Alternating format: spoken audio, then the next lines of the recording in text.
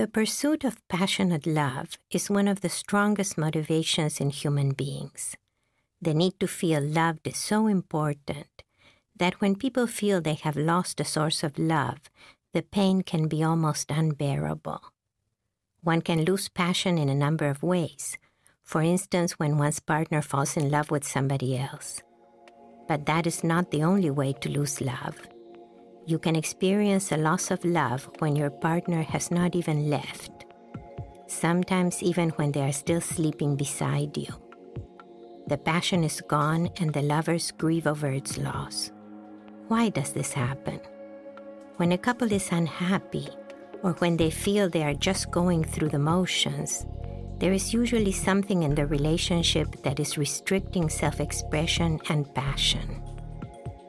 In this film, Working with Husband and Wife, Robbins will resolve one of the most common problems that prevent couples from living the life they deserve. The film also offers practical strategies for improving your communication with your loved ones. Most of us during the course of our lives will experience in some form the loss of love and the loss of passion. If you were ever caught in a situation where you were damned if you do, damned if you don't, you will learn a great deal from this film. Our story begins in the Gold Coast of Australia during a week-long Anthony Robbins Leadership Conference of about 2,000 participants. Those attending are Fortune 500 executives, college students, entrepreneurs, homemakers, and professional people from all over the world. During this conference, Robbins typically calls upon those participants who are experiencing the most serious life challenges. In this case, he asked for those who were experiencing suicidal thoughts. As Robbins deals with someone who is considering suicide, he illustrates practical methods anybody can use to resolve conflicts, problems, and restrictions. In this case, Robbins calls on a young Australian woman, Karen, who is so unhappy in her marriage that she has attempted suicide to get out of it. Robbins will begin by assessing Karen's situation.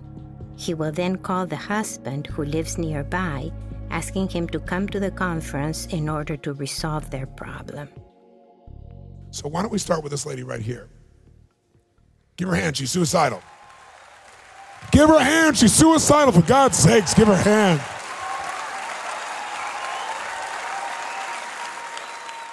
What's your name, where are you from? Karen from the Gold Coast. Karen, okay, Karen. You're from the Gold Coast and you're suicidal? There's no hope for you. Robbins often uses colorful language in order to manage the tone of the conversation. In this case, he started off with a joke, getting Karen to laugh before she starts describing her problem. Since Karen is in the back of the room, Robbins is watching the details of her expression on a television monitor placed at his feet. So you're suicidal, huh? Mm-hmm.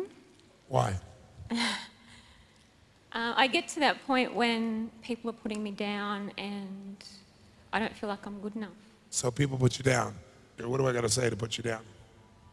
Robbins' first step is to try to assess the problem by asking the participant to be more specific about the triggers that cause the suicidal thoughts. What has somebody got to say to get you to be suicidal? It's just a point I get to when I feel really desperate. Right. What makes you feel that desperate? What do you got to focus on or hear or see or think about? I feel like there's no hope for myself. I feel like everybody hates me. Everybody hates you. Okay, and are you planning to do it with a razor blade or a knife? Thought about a gun or sleeping pills? Pills. Pills. Oh, so you're a wuss. Robbins inquires about the method of suicide in order to find out how much she has actually planned. He calls her a wuss in order to join with her in an affectionate way that makes her laugh. At this point, he discovers that provoking her is a way of bringing her to a happier state. Are you married? Yep. Do you love your husband? I don't know anymore. Does he love you? Yes. Why don't you know if you love him or not? I don't feel like he's the same person he was when I met him. Is he abusive to you? No, but my first husband was. I see. So this one isn't? No. So how's he different? He's totally the opposite, to the point where I'm the one that's trying to take control. But are you telling him what to do because you like to tell him what to do because it makes you feel certain, or are you telling him what to do because there's no other choice? Because it makes me feel certain. Yeah. And does it make you feel significant to tell him what to do? At the time I'm doing it, yes, but afterwards I feel bad. Yes. Karen has just presented her central problem. She is unhappy with her husband because he is not who he used to be. In her worldview, there has been a reversal of power. She implies that he should be making the decisions, and she is unhappy feeling forced to make decisions for him. She describes him as the opposite of her first husband, who was abusive. Now Robbins inquires about her purpose in life in order to discover what motivates her. So what's life about? What's life supposed to be about? Life is about what? Why are we here? To be happy? I see. So since you're a total failure at that, you might as well not be here? Yep. I get it. What has to happen for you to be happy? I don't know. So if you don't know what it takes to be happy, and that's what you have to be here, then maybe you're not happy just because you don't have rules to be happy. Would you like to hear some rules? Because I've met so many people around the world who have different rules for happiness. Would you like to hear some? Mm-hmm. Okay, here's one sampling. A man who came to a seminar, very, very successful man from the United States in business and financial terms, very famous person, very well-loved person by a large number of people, primarily because he's also a philanthropist. He's one of those people always, even though he's so busy, he always finds time for things. In his community, which is a very large community, he is very respected. He's an athlete as well. He runs marathons, even though he runs these businesses. He makes about $4 million a year US. He has 5 children. His wife loves him dearly. I asked him, "Are you successful?" as a joke, and he said no. And when he said no, at first I thought he was tongue-in-cheek kidding, and then I realized he was serious. So I asked him this question: what has to happen in order for you to feel successful? He said a lot of things. I said, that's obvious. What has to happen for you to feel successful? You know what he said? He said, well, I have to never get frustrated with my kids. And he's got 5 of them. What's his chance of getting frustrated? Is the law of averages going to be frustrated with one of them? Yes or no? You better believe it. I said, okay, what else has to happen for you to feel successful? He says, I have to have 10% body fat, and I'm at 11. True story. What else has to happen for you to be successful? He said, I have to make at least $5 million a year. And he makes $4 million. He actually makes usually $6 million because he gets bonuses, but bonuses don't count. Because it's only the money that's absolutely guaranteed that counts. What else has to happen? He says, well, I have to be in a position that I don't travel so much, and his business requires it. So as you listen to this whole thing, here's a man who should be totally feeling successful, but most people stand up to feels miserable. Now, I asked another man in the room who everybody liked because he was the life of the party. He's just a crazy mofo. And I said, sir, I said, are you successful? And he stood up and he said, of course. And I said, what has to happen for you to know you're successful? He says, I have to wake up, stand up, look down, and see that I'm above ground.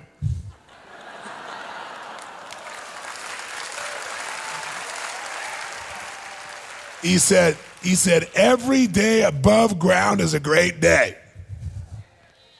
So that was his rule. Now, which of these 2 men do you think was happier, the first one or the second one? Which one felt more successful, the first one or the second one? So you see, how you feel has no basis in reality, has the basis in your rules. And what you're telling me is you don't have any rules for happiness. So you don't know when to be happy.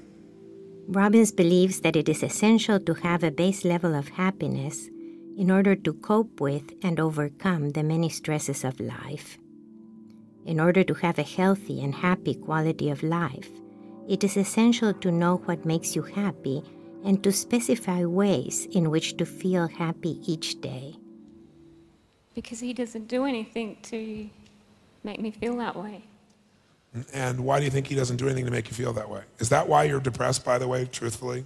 Isn't that the real reason? That you feel like you're trapped in a relationship where you're so unhappy Yes. and you don't have the guts to get out? Or you're afraid you make a mistake to get out? I'm afraid I'll do the wrong thing. I don't know what's the right thing to do anymore. I've already been through one divorce and I don't want to muck up this one if it's the wrong thing. So the bottom line is you don't want the identity of having been divorced twice. So you'd rather stay miserable where you are. I don't care about being divorced twice. I care about hurting him if it's the wrong thing. But you're already hurting him. Yeah. If you're unhappy, trust me. Men, if the woman you're with is totally miserable and unhappy, are you happy? Are you hurting if every day she's unhappy, are you hurting inside? Yes or no, men? Give her an answer. So you're already hurting him. So if that's it, maybe you should put him out of his misery. When faced with an obstacle, it is important to define it as a problem that can be solved or a question that can be answered. Robbins has reframed Karen's problem as a decision that she has not been able to make in relation to her marriage. She is not happy with her husband, yet she doesn't want to feel responsible for hurting him by leaving him. Robbins is looking for ways to move her to take action that will make her happy instead of killing herself. He will now show her that by remaining indecisive and unhappy, she is being dishonest, as well as hurting him and herself. Do you present yourself as the happy wife to everybody else? Most people, yeah. Oh, so not to everybody. Oh, I have a close friend that knows better. Well, actually, there's about 1,100 Aussies Yes, here that what- know right now, too. The word's going to spread.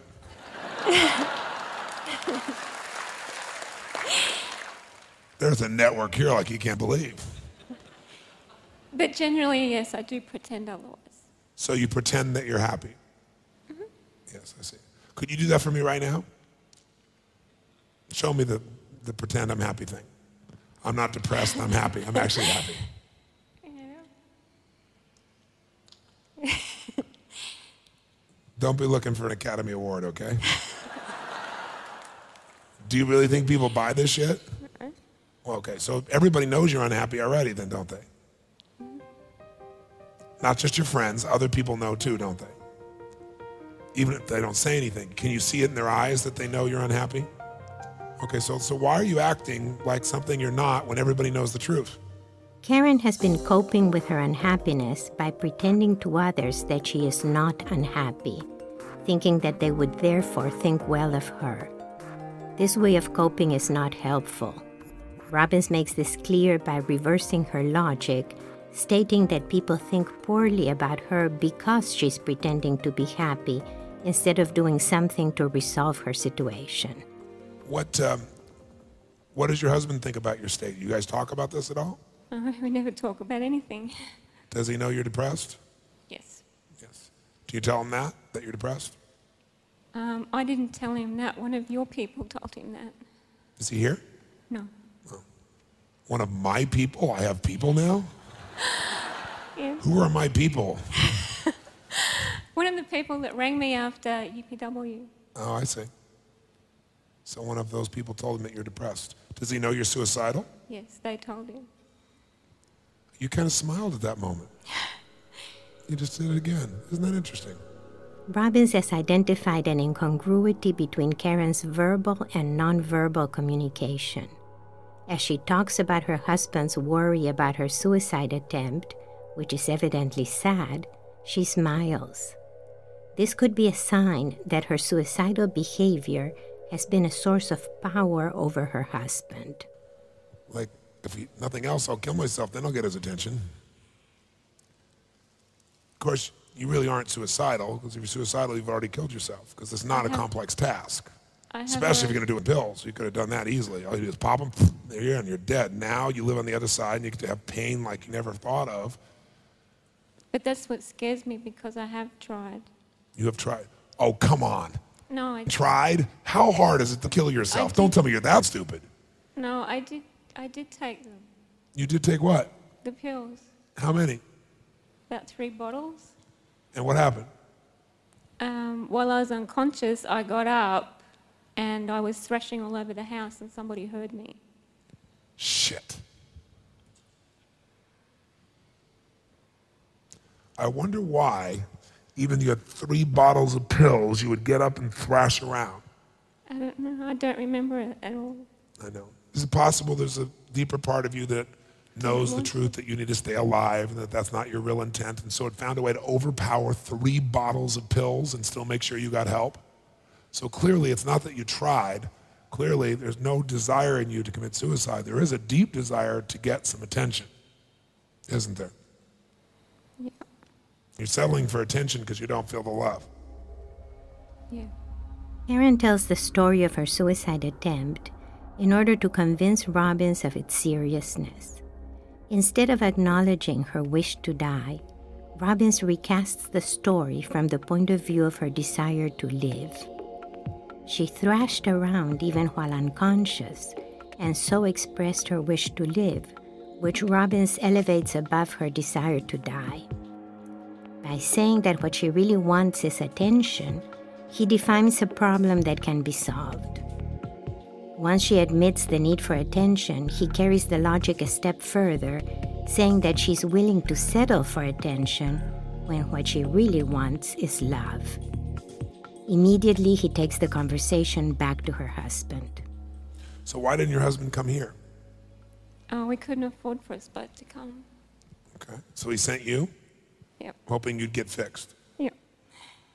So I'm supposed to fix you, and then you can go back and he can go about doing his business and stuff. Yeah. What if I fix you and you leave him? Well, I've told him that might happen.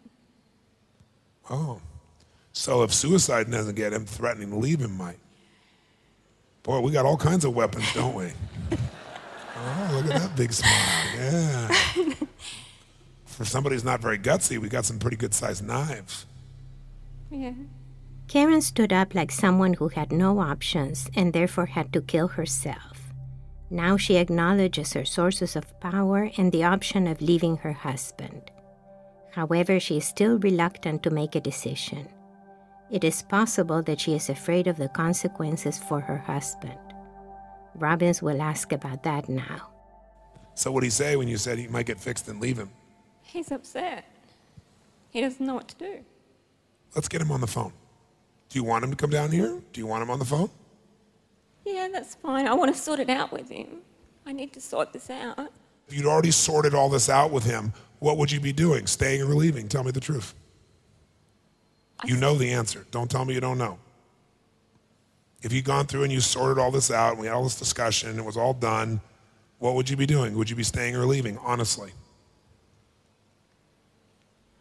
I still don't know whether to leave him or not. Say again? I still don't know whether to leave him or not. So you know that you would be willing to try to commit suicide but not leave him? Robin suspects that Karen really wants to leave her husband.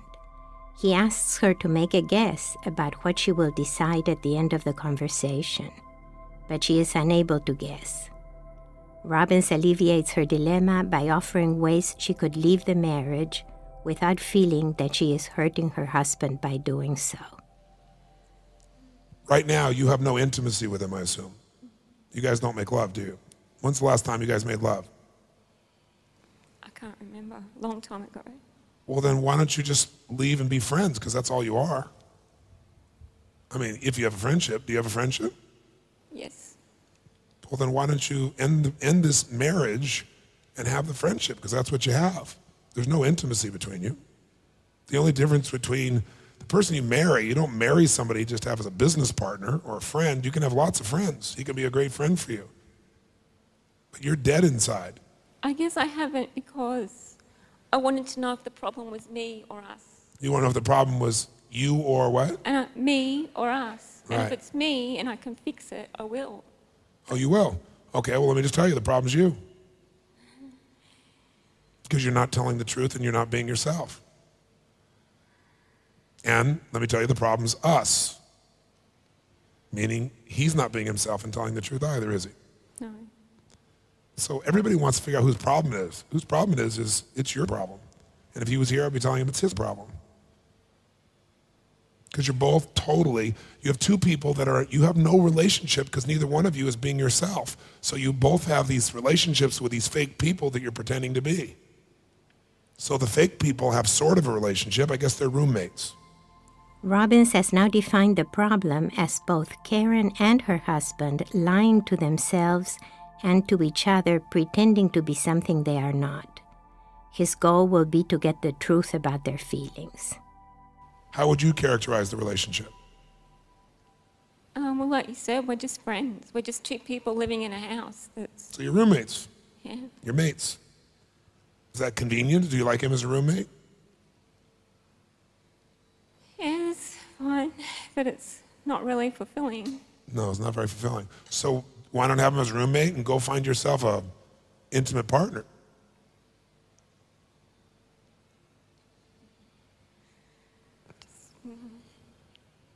Yeah, it's just scared to go. I'm just scared. You're scared. Well, I think you should be more scared of living dead inside. Which one are you more scared of? Being dead inside. Yeah. When Karen repeated that she was scared of the consequences of making a decision, Robbins said she should also be scared of the consequences of not making a decision, that she would be dead inside. In this way, Robbins changes the issue from the wish to die to the concern with being dead inside. What will he say when I talk to him? Oh, he's going to be surprised, obviously. Kind of liking that, I see. He will know what you're talking about. He will know that you're not having sex. Is he having sex with someone else? No, Are you sure? I'm positive. How do you know? Because he loves me so much. Karen is certain that her husband is not having sex with someone else, and she appears sad as she says that he loves her so much. It seems that she would like to leave the marriage, but feels obligated to stay for the husband's sake. Robbins could guess that the husband is either timid, emotionally absent, or emotionally dependent on Karen. In order to stimulate Warren to a more resourceful state, and in order to stimulate Karen to make a decision about her marriage, Robbins will exaggerate Karen's complaints about Warren so that they are impossible to ignore. Are you there, Warren? I am. Warren, I have your wife here. This is Tony Robbins. It is, yeah. She tells me you're a dickless pussy that won't make a decision. Well, yeah, sometimes. I said she tells me you're a dickless pussy who won't make a decision. Can I tell you? Can I decide on that later? Can you what about that later? Yes, that's right. It's true that you're a dickless pussy, you can't make a decision? Yes, it is. Why? When did you lose your dick? A couple of years ago, I think. What happened? Were you in an accident? No, just circumstances. Well, circumstances don't remove a man's dick. A man has to remove his own dick. Yeah, that's true. How did you do it? Basically not wanting to push the wrong buttons, so I backed off. Which buttons did you not want to push? I didn't want to bring things up from my wife's past and stir the pot, so I backed off so I didn't stir things up. Which part did you not want to stir up? Which part of her past? Well, that's a bit hard to say at the moment. I'm at work. Is there somebody around you? Yes. In fact, Warren is at a new job, speaking on the phone in the office of his new boss, who wants to know why he is receiving calls from Anthony Robbins. Can you come down here so we can visit? Sorry, could you say that again? I said, would you come down here so we could visit face to face? I can. Well, no, let me ask you, will you? Most definitely. It's just as long as I've got time to go home and have a shower and get changed. No. Just come like you are. All right, yep. Okay? How long will it take for you to get here if you come straight Well, I'm not up? sure what time I'm finishing work today. It's 20 minutes away. Leave work. Your marriage is on the line. Yep. Would you agree? Yes. Is your marriage on the line, do you think? I think it is, yes. Yeah. I'd say get here. Yep. I'll see you in 20 minutes. Okay. Bye. Robbins begins to address Warren by provoking him with a humorous insult as he had with Karen. He repeats the insult 3 times until Warren gives him a real response. Warren acknowledges the feeling of castration and explains that he has disempowered himself for fear of reminding Karen about her past. It's curious that Karen had described Warren as the opposite of her first husband who had abused her. Now Warren seems to imply that he is still being compared to her first husband. 20 minutes later, Warren arrives at the scene. Come on down here, Warren. Ladies and gentlemen, we got Warren. Stand up, stretch, and give him a hand.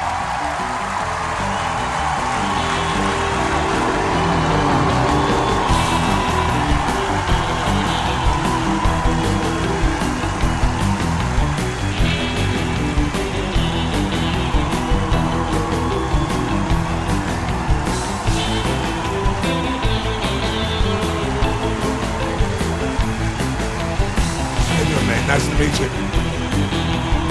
It's Warren!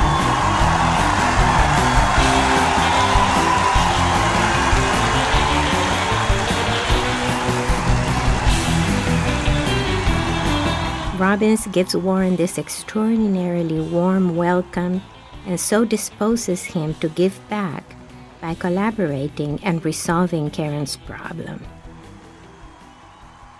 Now, Warren,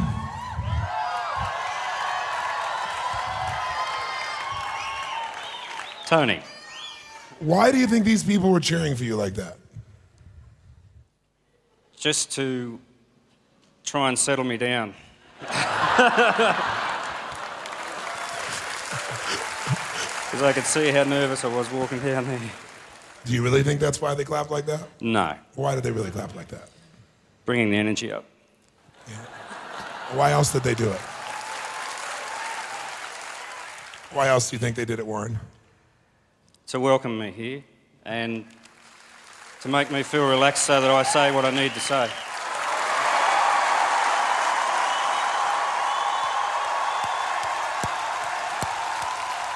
I think, honestly, I think there's another reason, too. They respect you that you came here.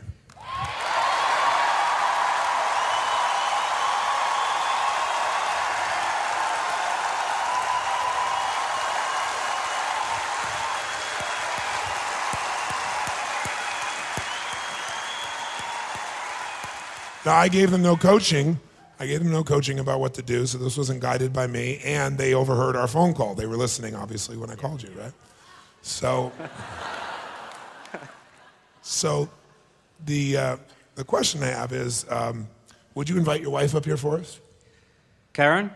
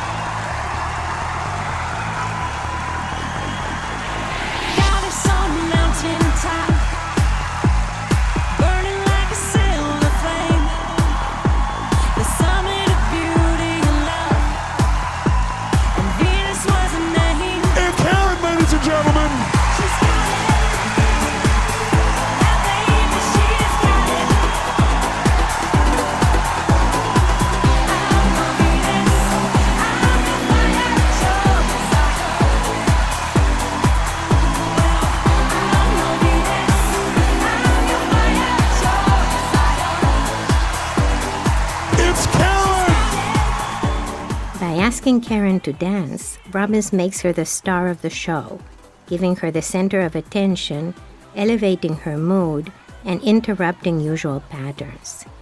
Karen is now rewarded for being a carefree, spontaneous dancer rather than a sad, suicidal woman.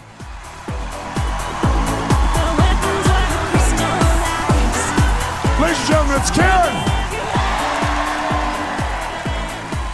Okay, why don't you give me this microphone? You both come forward here. So Karen has been talking to us about the fact that she's suicidal. Yep. You're aware of that? Yes. When did you first find out she was suicidal, just out of curiosity? She told me that she had been in the past, not long after we met or got married, I'm not sure, around that sort of time. And that's the last time was when we decided that Karen do this course. I see. But I wasn't aware of it until your people rang up to organise it, and they let me know and made sure we talked about it after I got off the phone. I see. So they knew that she was suicidal. Yeah. I see. Karen shared with us that she thinks that you love her. Do you? Yes. And she shared, though, that you guys have no intimacy, no sexual relations whatsoever. Correct. And she shared that you're kind of like roommates. At the moment, yeah. What would you like it to be? Could you say at the moment? I would love it. I'd love to be intimate all the time and to be able to look in each other's eyes and just melt. Have you had that experience with her before?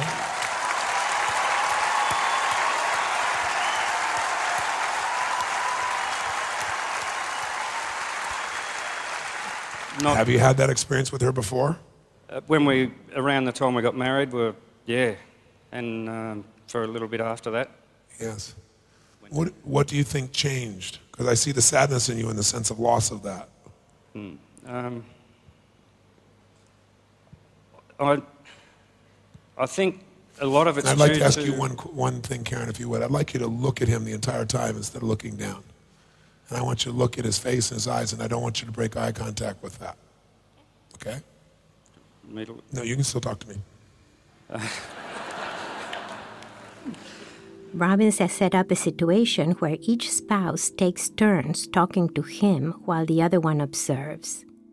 In this way, he blocks direct communication between the spouses while directing them to witness each other's emotional reactions. This allows empathy between them to build up so that later conversation between them will be meaningful and productive. A lot of it's because the simple fact that I was too scared to hurt her feelings because of her ex, the way he treated her. And a lot of things when we first got together, she said I reminded her of him. And I kept on saying, I'm not him. And that must have played on my mind more than I realised, and backed off. So what kinds of behaviors would she say? Because he was physically abusive to her, right? Yeah. So what kinds of behaviors did she think you were like him? You mean she started telling you about a past painful experience that had hurt her so much, and she shared that with you in a way that then made you no longer give your fullest extent of your emotion? Didn't make you, but you chose not to give as much. That's right. Yeah. That's what you did, you mean? Robbins is pointing out the similarity of Warren's problem to that of another participant in the audience with whom he worked earlier that day. Yeah. I see.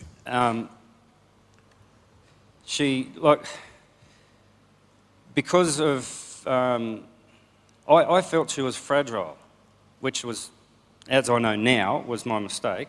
Yes. And that's how I treated her. I walked on eggshells around her.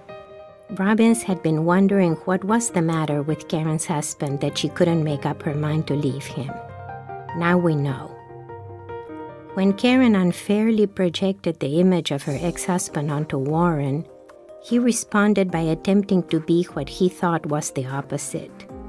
He treated her as fragile, walked on eggshells, and tried to be extremely gentle. He expected for her to respond positively, even passionately. But instead, she withdrew and became depressed. For Warren, the dilemma is that if he is his true self, he risks being attributed the characteristics of her first husband. On the other hand, if he tries to be gentle and kind, she is not attracted to him. This is the typical damn if you do, damn if you don't situation. In communications theory, it is called a double bind. A double bind is the simultaneous communication of two contradictory injunctions within the context of an intense relationship. Karen has been giving Warren incongruent messages. If you want me to love you, be nice and gentle. If you're nice and gentle, I'm not attracted to you. Unable to fulfill either injunction, Warren has become paralyzed, and when he is in this weak state, Karen can neither feel passion for him, nor can she feel justified in leaving him. Robin's goal at this point will be to get Warren out of his paralysis and to restore his sense of independence and ability. If Karen sees Warren as a powerful, independent man, this will either reignite their relationship or it will make it possible for them to move on. I basically tried to be the nice guy. Yes. So when you became the nice guy, what happened to your passion? What passion? Did you have passion before that, though? I'd like to think so. Yeah. And about being the nice guy, what was it about being the nice guy that killed all your passion? I thought I had to be the nice guy, and I wasn't getting the passion I was looking for back. So you adapted to being just the nice guy. You are a nice guy, am I right? Or not? I hope so. How would you clarify yourself? What kind of guy are you? I mean, really, if she wasn't, if nobody else is around, what are you really like? I'd like to think I'm a nice guy, normal guy, makes mistakes and tries to do the right thing. Someone who lives within a double-bind situation would typically have an apologetic manner. Since they are damned if they do and damned if they don't, they can do little or nothing to bring about a positive response. When Robbins asks Warren about his identity, he responds tentatively, as if the decision of who he is belongs to somebody else. Robbins will now ask for a time in Warren's past, before he knew Karen, when he might have enjoyed himself without apologies. Do you have a dark side? I've got a dark past. Not as bad as a lot of people, but I did some bad dark things. is sometimes good. Yeah. You kind of enjoyed the dark past, didn't you? At the time, I thought it was really good. I thought I was tough, so... What adjusted you from that dark side? Partly, I originally thought just growing up and starting to reflect on the pain I'd inflicted on other people. Yes. And I don't know, maybe someone did that to me and I've suddenly realised what it felt like. So I don't know. And but there were parts of the dark past that you gave up that are still important to you. Not sure. It probably is, but What's a part of the dark side that you used to enjoy? That honestly you miss, if you were honest?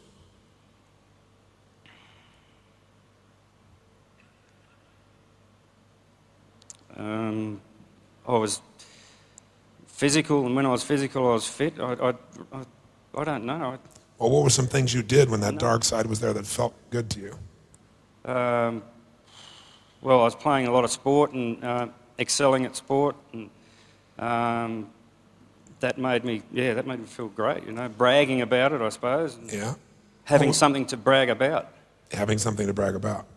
And sports aren't very dark. No. So what did you do that was dark that you enjoyed? That you enjoyed? Fighting and beating people up. Yes. Short person syndrome, as they call it now. But felt good, didn't it? It did, yeah. You hear what he said? I said it felt good, didn't it? Did it? Yeah, it did at the time, and then once I came to my senses and thought back on it, you know, I thought, well, that was bloody stupid. But you liked the feeling of being able to step up and just face something, even if it was bigger than you were, and conquer. Am I right? That's it, conquering it, feeling that I was better than someone for whatever reason. And that's also one of the reasons that I backed off with Karen, because of what her ex had been doing and how, you know, I didn't want to be put in that position where I could turn into that person. Right. And you don't want to hurt her. No. And you love her. Yes. So, but the truth is, it's not the better than person, it's a sense of breaking through and dominating that you enjoyed. Yeah. Yeah. And what do you break through and dominate now? Nothing. And how does that make you feel? Like shit.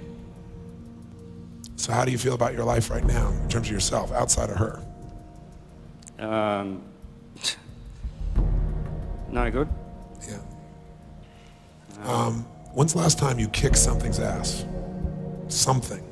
A problem, person, yourself. Robin suggests that there are ways that Warren can still enjoy kicking ass without hurting Karen. It is important that Karen see Warren as capable of enjoying his own masculine intensity. When's the last time you stepped up and faced something intense and just dominated? When's the last time? Not for a long time. Years. Years. Would you like to now? I would love to, but I don't know, you know.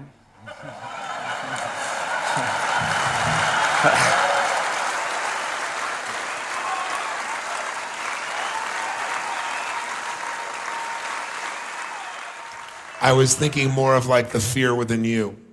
Yeah. No, I meant there's a lot of people here, you know. Yes, I understand. Yeah. I'd The love truth to of be the matter here, is, yes. coming here and stepping up on the stage, was that not the first step to being able to do all this?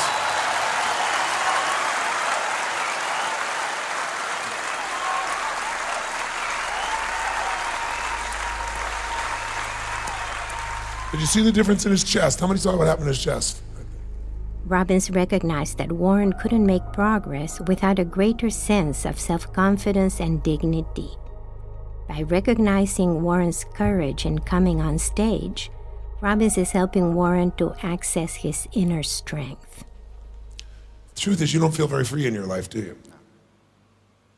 Not at all. Why aren't you free? What prevents you from being free? Me. First of all, give me a hand for the honesty. With this statement, Warren has taken an important step. When someone discovers that they have been paralyzed by a double bind, it is typical to feel anger and resentment at the person who set the double bind. However, the truth is that no one forced Warren into a double bind. He chose his own reactions and must take responsibility for his choices.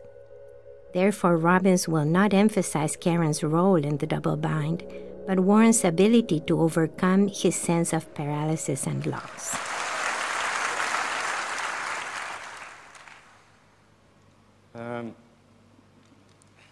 Basically, again, not having the guts to just do what I want to do or say what I want to say, and then it builds up and strangles them. And he said, not having the guts to do what you want to do or say what you want to say, and then it comes up and strangles you. And why don't you have the guts? What's the consequence you're trying to avoid losing? What are you trying to avoid losing by being gutless? Karen. That's right. Now, what if I told you that that very gutless is what's causing you to lose her? I'd believe it. What if I told you that you'd be better off taking her and doing whatever is necessary or letting go once and for all than playing this middle-of-the-world, weak-ass, toast piece of shit life where you don't feel like a man? Would you agree or disagree with that statement? Definitely. Agree. The only way out of a double bind is to take a strong position while disobeying both of the contradictory injunctions. In this case, Warren must refuse to acknowledge any resemblance to Karen's ex-husband. He must refuse to continue to walk on eggshells, and he must assume the identity of the strong man that he is. He must take the risk of becoming strong for his own sake, independently of Karen's injunctions. You really didn't do this because you don't want to lose love. I think that is part of it, though. What is part of it? I've always had a problem of not feeling loved enough, and I think that is part of it. Did you know that that's true for everybody? No, but I got to tell you, I deal with people from 80 countries. I've been with 3 million people, every culture in the world. I don't think I've met anybody that really gets that at the fullest level. In fact, most people are total fear about it. Now, some people in the moment may be like on track, right? But if you look at their history before and between and after, it's there. And I don't care how much money they've made or how much respect they have or how many PhDs or how many children they've raised. Most people, that's still a core fear. And the reason is because you're human. Because human beings are born in unconditional love. But that doesn't last forever, even from your own mom or your own dad. It's a short burst, and then we want to go back to that for the rest of our lives. So we try to find a partner that we could possibly have that with. And out of your love for her, you've been trying to adapt yourself in a way that would hopefully cause her to love you more and simultaneously to not hurt her because you feared your own masculinity. Because in an earlier stage of life, you use that in only a physical form, which is the thing she would fear most. Yeah. And yet she was attracted to you because you're masculine. Yeah. Weren't you more masculine when you met her? Definitely. What were you like? Tell me what you were like then. A smart ass.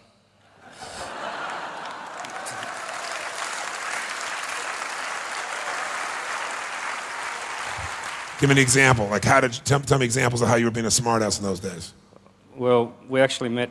We were both working at Movie World doing characters, and my characters were smart asses, and that was me.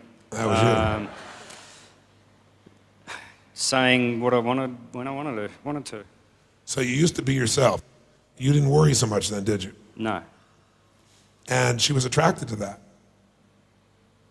Karen, what were you attracted to this man when you met him? What made you attracted to him? He was very caring, very loving, very sincere, a genuine person inside, and that's what I loved. Plus, he was a strong person. He was what? He was strong. How did you know he was strong? He was really strong about what he wanted to do. He was playing sport. He already knew what he was about. For the first time, Karen expresses that she was attracted to Warren for two reasons.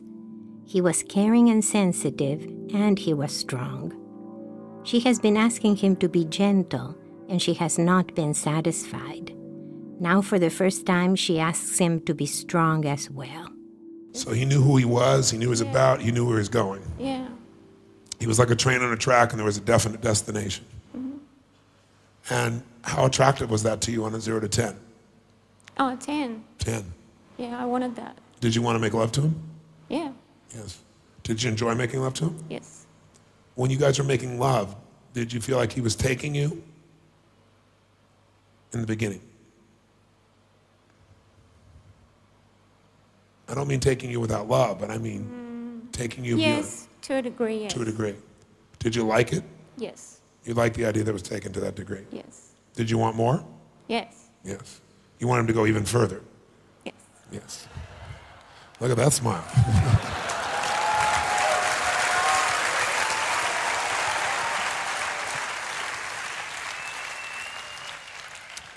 So, did you tell him that? Don't. No. No. Obviously No. not. No. No. In fact, did you tell him something else? Did you tell him, you didn't tell him you wanted him to go further, and you really did, right?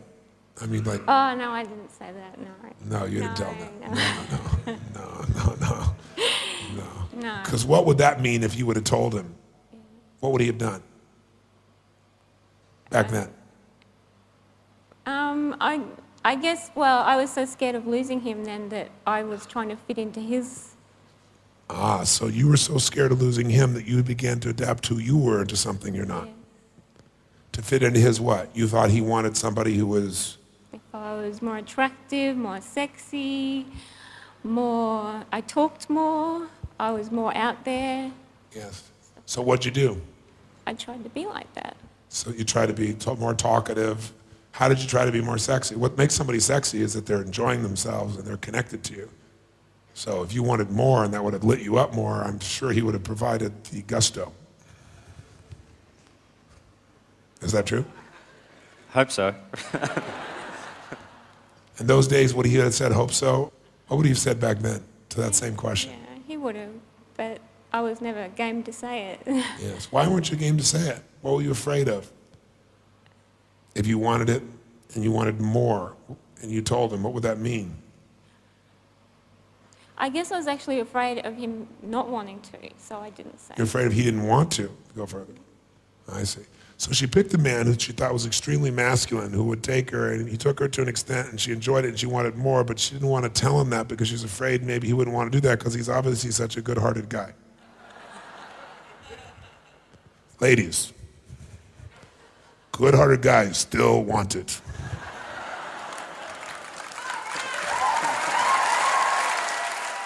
Karen was conflicted because she was both attracted to and afraid of Warren's masculine intensity. So she gave Warren conflicting messages. Be intense, but then I'm afraid of you. And be nice, but then I'm not attracted to you. So you put on this mask of trying to be good enough and projecting, and you also, though, let him know that you were scared of him when he got intense. So you actually gave him the opposite signal. When did you tell him, what about him scared you? You said it scared you. Well, obviously I told him about my first marriage. Yes. Will you bring that microphone up a little bit? Sorry.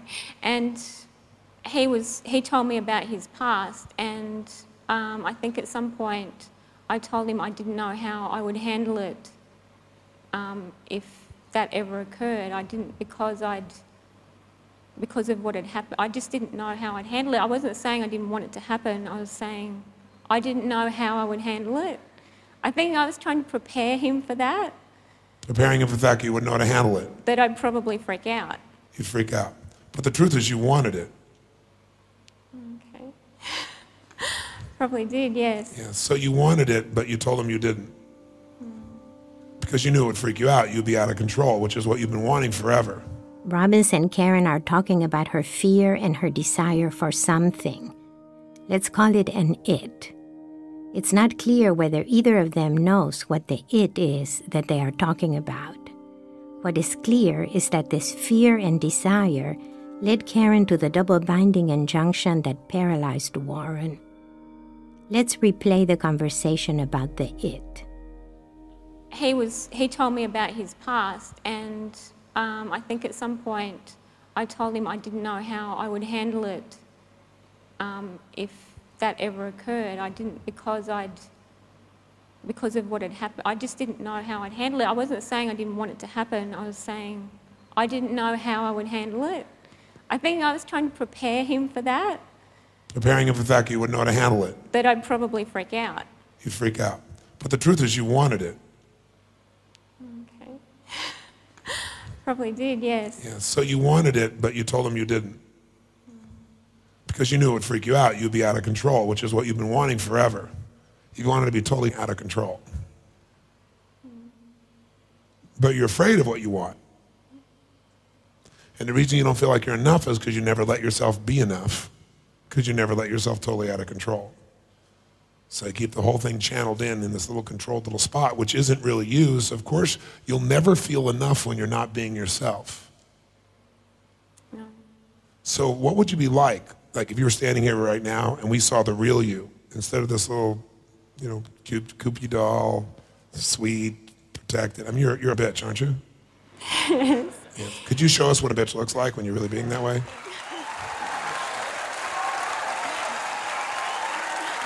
Do you know what I'm talking about? Yes.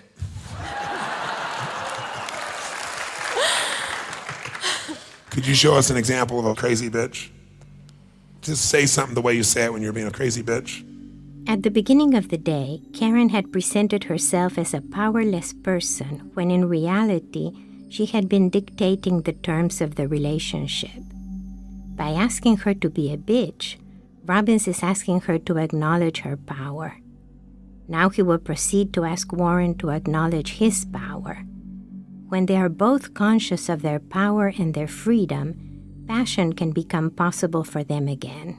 And I'd like you to stand right here and be the way you were before you met her. And I want you to react the way you did before you met her when you weren't scared about, oh my God, will she be hurt or afraid of you or whatever the case may be. I want you to remember. Can you remember what you used to be like? Yeah, I think so. Okay, this think so bullshit. Okay? I want you to do it like if I challenged you. Okay?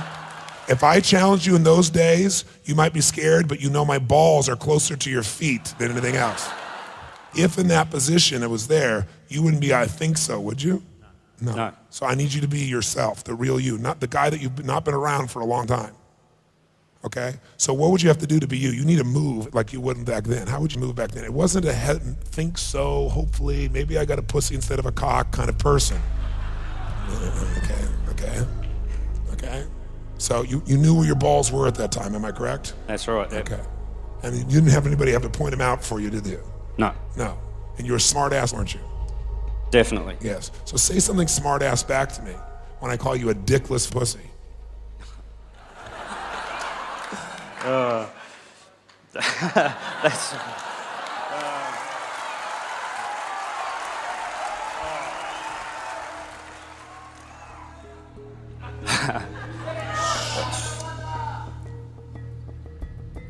What if I said... I suppose you'd know you're not looking in the mirror now, though, are you? What are you saying to me? I said you're not looking in the mirror now, so... You liked saying that, didn't you? Yeah.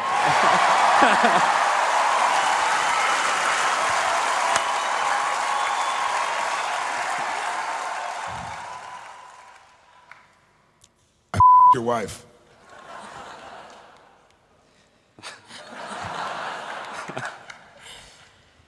You what? Your wife. For lunch.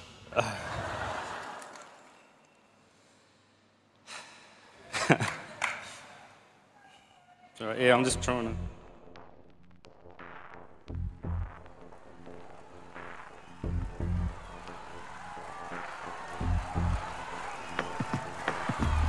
He's faded, eyes burning, sleeps in What did you do? Nice day to him. Seconds like hours. Your wife.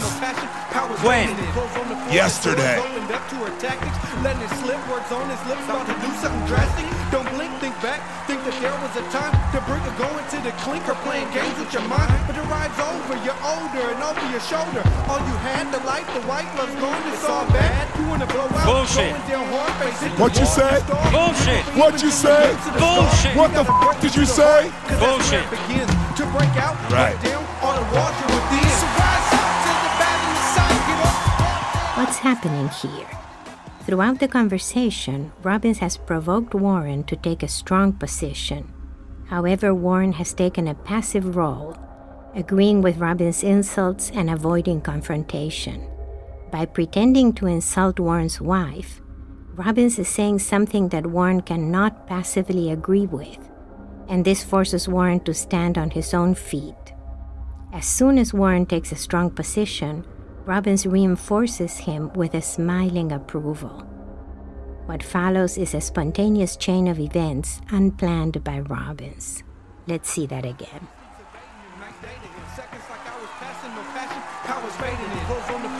What did you do? Your wife. When?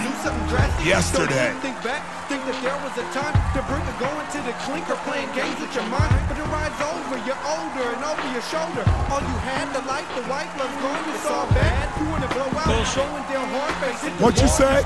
Bullshit. What you say? Bullshit. What the f*** did you say? Bullshit. Begins to break out, Right. break down, all the walls you're within. So rise up to the battle inside, get up, down, fed up, sped up, or you never live it down. Rise up to reality, bound to see you fall. You rise up above it and grab onto the pole. So rise up to the battle inside and get up, down, fed up, sped up, or you never live it down. Rise up to reality, bound to see you fall. That's it. Rise up above Feel it in your and body. grab onto the pole. Feel it in your f***ing body. Feel it in your body. You feel it in your body. When I used to be king, That's it. Feel it. Take the chair. Pick this chair up and crush it. Pick that chair up and crush it. Pick that chair up and crush it. Fucking crush it. Back to the feeling, the deal of the century and all that stuff. Crush the Was it something turning nothing, just a hit that I needed? Crush the lingering thing. scene deep in the man, can't you see it? Another cold fact, taking the slack and putting it back to the start. On your mark, it's now power playing, slaying the dark. You measured this far, can't you see the something for nothing? It's waiting here for the claim. Can somebody do something? You wanna blow out, going down hard, face it the wall, the star, looking for even just a glimpse of the star. You gotta break into the heart, cause that's where it begins. To break out, break down, all the walls you're within. So rise up to the battle inside and get off the ground, sped up, or you never live it down. Rise up to reality, bound to see you fall. You rise up above it, you grab onto the call. So rise up to the battle inside, get off the ground, sped up, or you never live it down. Rise up to reality, bound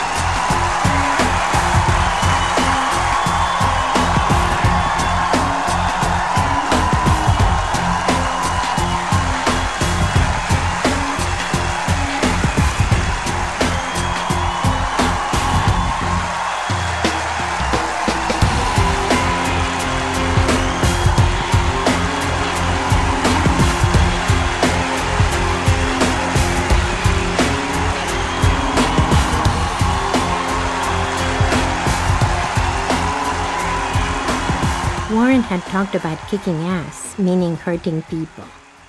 He thought that becoming mature meant giving up the aggressive and intense part of his self. However, those qualities were important to his identity and attractive to his wife. The ritual of breaking the chair demonstrates that he can access his aggression and his intensity without hurting anyone. Now, I have a question for you.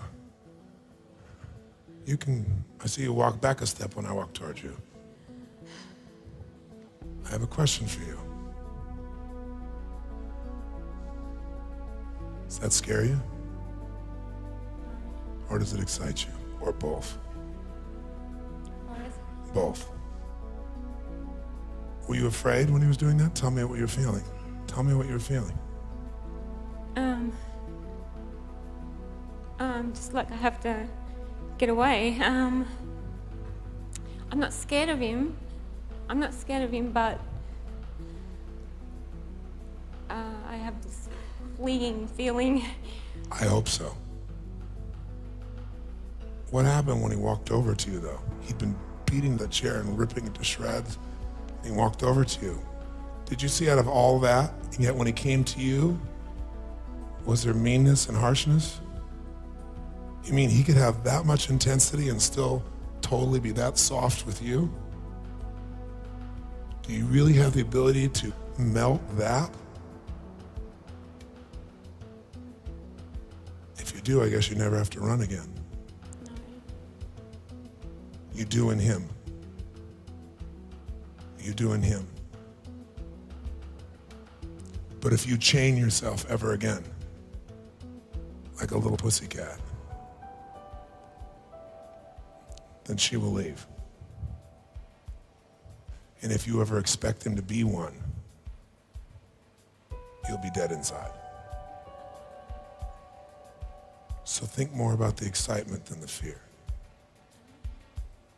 What was the exciting part?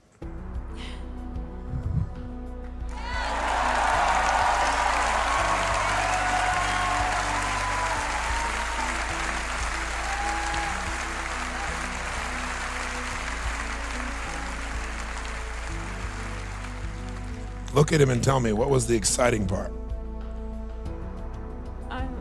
It excites me to know that he's got that in him, that he can be that powerful. I mean, he's doing it in front of all these people. He's being brought here, and he's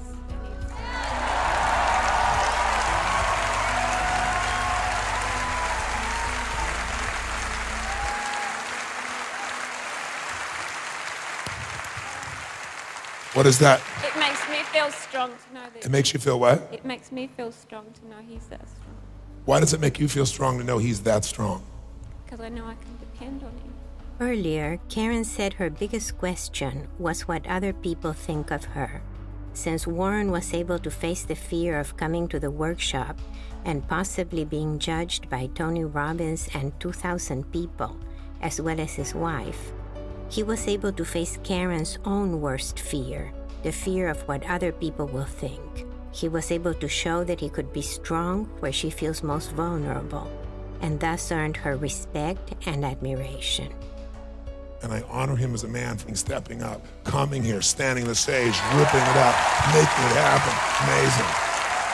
What do you feel when you look at this man right now? I have such respect for him now. She has so much respect for him now. And how important is it for you to respect your man? It's totally important. For you to be connected to him, for you to trust him, for you to be excited by him, how important is it you respect him? It's everything. How many men do you think would step up this way publicly and do what he's done? Not many. Not many. I haven't met many either. So what's your level of respect for him on a 0 to 10? 100. 100.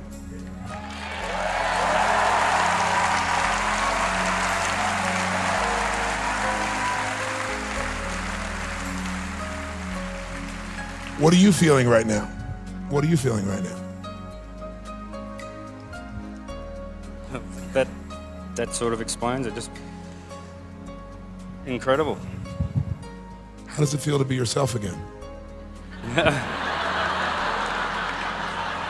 What was that, Shorty?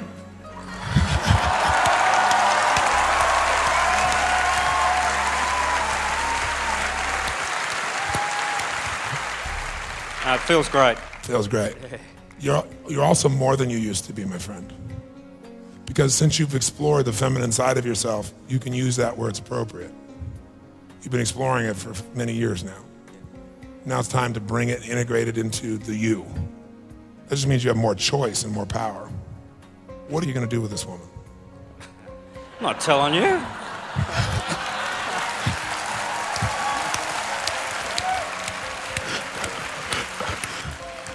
Now, what do you feel right now? Tell me what you feel right now. Look at him, tell me what you feel right now. Oh, I just feel full of love. I'm ecstatic. I can't hear you. I'm full of love and ecstatic.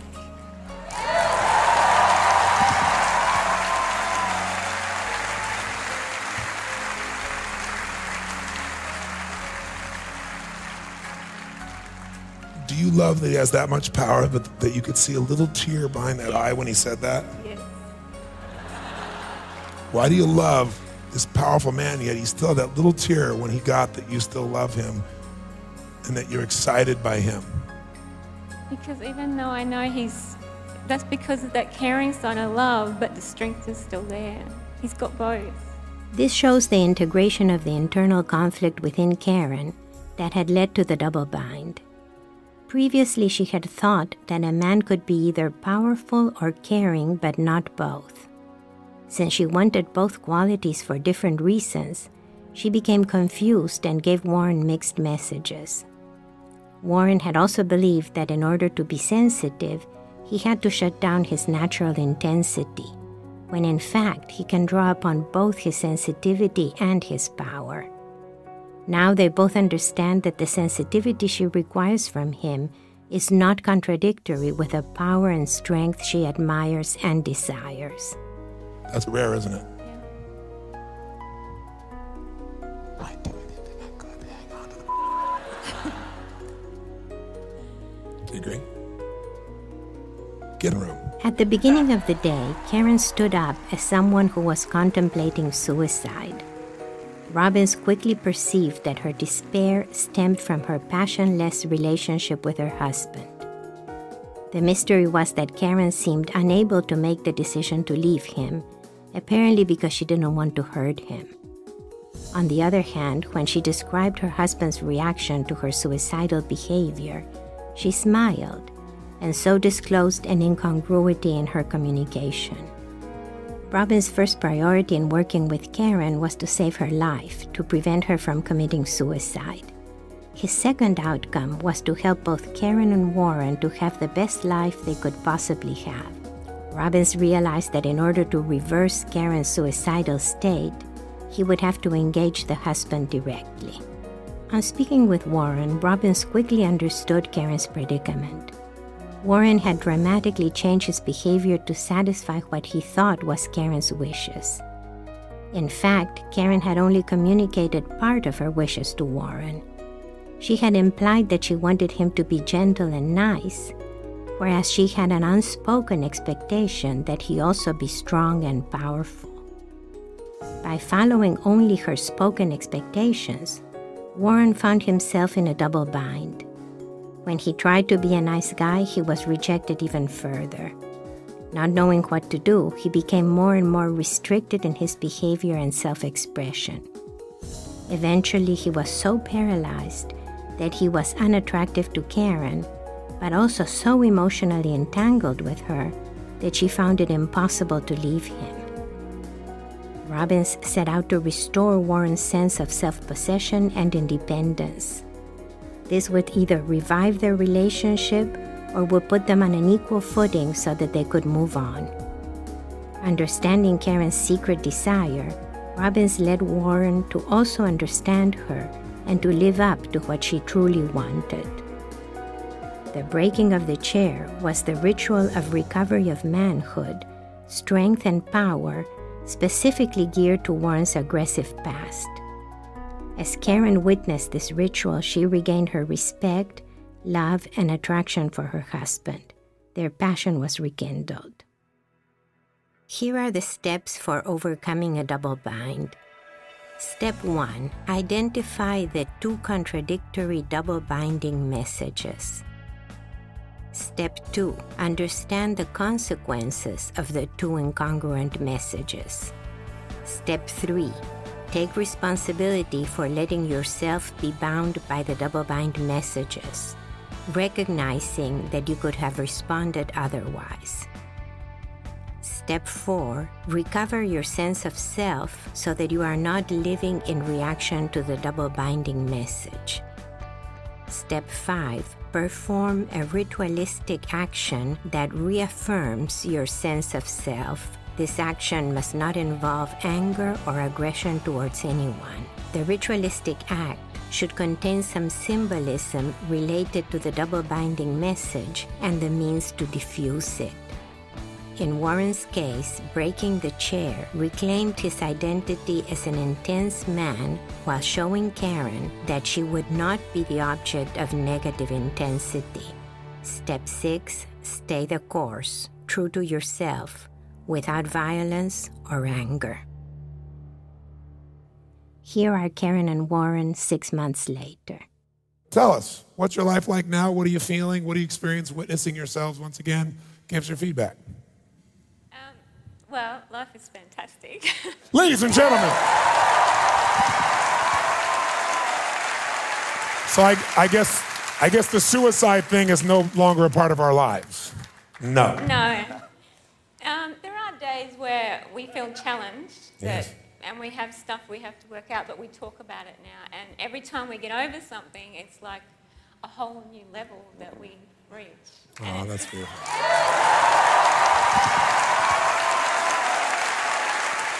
The good thing now is, if we go into an old pattern, we recognise it and kick it in the arse.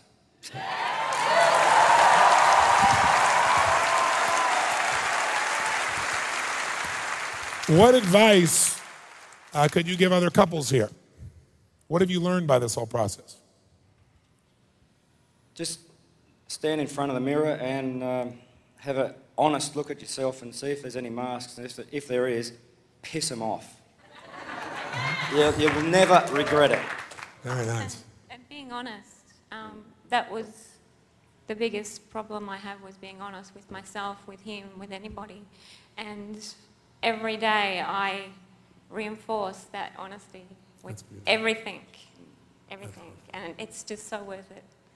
Thank you for being such role models. We love you guys. Congratulations. Oh, wait. He wants to say something else. Just one, stop it. One more thing. Guys, if you start being honest to yourself, the sex is great.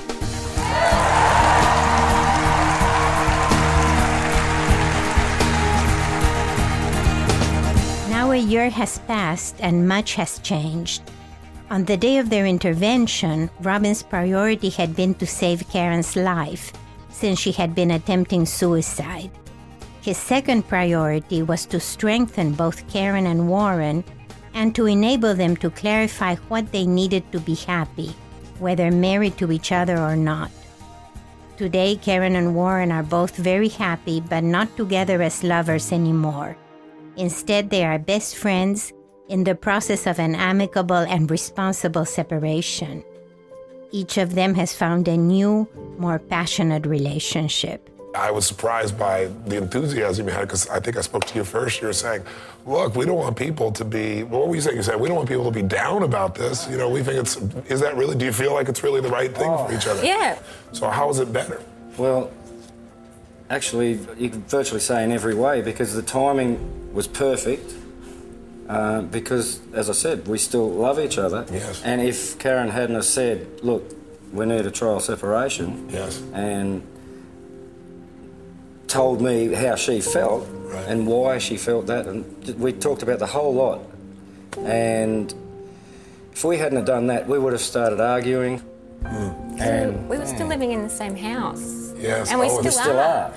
You guys still are? Yeah. Oh my gosh, well, that's we amazing. just moved, so wow, the decision sort of came at a bad time. We were in the process of moving. It was like, okay, so what do we do? Put our furniture in storage, what do we do? And so we just decided to just move into separate rooms and find ourselves. we spoke about how are we going to let people know so that they don't think, but you were supposed to have been fixed at date with destiny, now you're broken up. That's all crap, you know, it doesn't work. Right. Yeah, we're split up. Have a party. We actually realised that, yes, we do love each other, and I know I said do. Yes. But as friends. Yes. Not in a relationship situation. So how long will you be friends for? Oh, forever. Forever. Yeah. That's beautiful. Yeah, he knows me so well. I'd confide in him at any time. And there's still love here? Yeah. Oh, of course. That's great. Of course. Oh, that's great. Now, I understand you're dating now, too? I am. And how long have you been seeing this lady? 2-3 months. Right? Yeah. Are you enjoying that? Oh, okay, yep. That's great. Look, yes. Good. That's wonderful. What I've found with Chris, I don't know how to describe it. It's just, it feels right in here. We're the same. Wow. But we're not. Yeah. Well, you have the polarity still. Yeah. Yeah, I get it. How have you changed from a year ago? Who is Warren today? One way I could probably show you might be better. Warren from before. Yeah, well, And Warren from now. wow. Now tell me about this young lady. Tell me about the lady from a year ago. Tell me about Karen today. I feel like a totally different person, to be quite honest. I have a whole new inner strength inside of me that's, I'm loving it, and I'm just so happy, and every single thing I have asked for since Date with Destiny, I've got. Every single thing. Would it be fair to say you're happier today in the relationship you're in, and you're happier today in the relationship you're in than you were before? Yes. And you're both good friends. Yes. And you still love each other. Yep. Yes. You'll be friends forever. Yep. Yes. And you're truthful with each other. Yes. Yep. I salute you. I really do. Oh, we salute you. Thank you. Thank you, guys.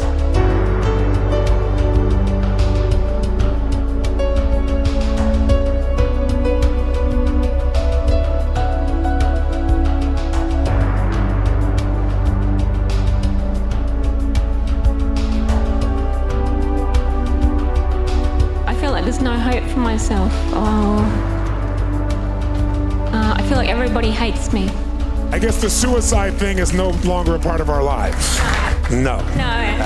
And you don't look like you're very suicidal to me. No. Do those thoughts go through you anymore? No.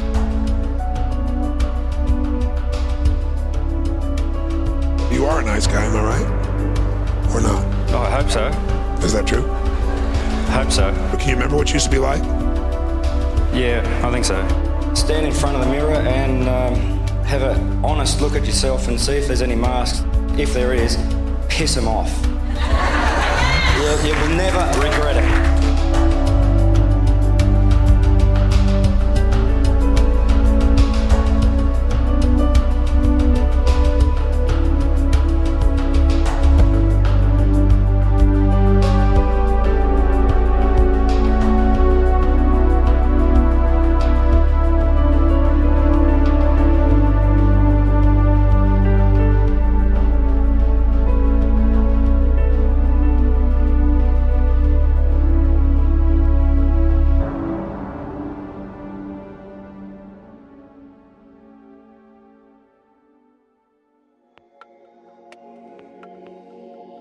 Now that you have seen the film, please go to www.actionworkbook.com to download your free 30-page workbook, which contains exercises for applying these strategies to your own life.